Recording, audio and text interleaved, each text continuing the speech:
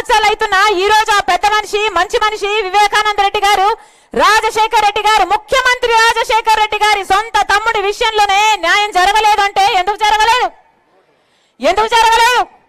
సాక్షాత్తు ముఖ్యమంత్రి గారు జగన్మోహన్ రెడ్డి గారు తన అధికారాన్ని అడ్డేసి ఈ రోజు హంత చేయించిన వాళ్ళను కాపాడుతున్నారు కాబట్టి ఈ రోజు వరకు కూడా రాజశేఖర్ రెడ్డి గారి తమ్ముడిని హత్య చేసిన వాళ్లకు శిక్ష పడలేదు. ఇది ఎక్కడి న్యాయం అని అడుగుతున్నాం. సొంత చిన్నానా రక్తం పంచి పుట్టిన నాన్నకు తమ్ముడు, నాన్న తర్వాత నానంతటి వాడు, చిన్నప్పుడు ఎత్తుకొని పెంచిన వాడు, సొంత చిన్నానకే మీరు న్యాయం చేయకపోతే ఇక ఎవరికి న్యాయం చేస్తారు సార్ అని అడుగుతున్నాం. మీకు అధికారం ఇచ్చింది ఎందుకు?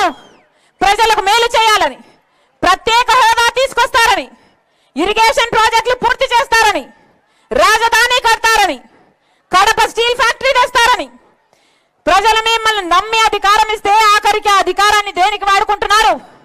ఒక హంతకుణ్ణి కాపాడడం కోసం. ఈరోజు హంతకుణ్ణి కాపాడుకుంటున్నారు, హంతకుణ్ణి పక్కన పెట్టుకొని తిరుగుతున్నారు జగన్మోహన్ రెడ్డి గారు. మరి రాజశేఖర రెడ్డి గారి ఆత్మ క్షోభించదా? వివేకానంద రెడ్డి గారి ఆత్మ క్షోభించదా? 5 సంవత్సరాలు అయిపోయింది హత్య జరిగి.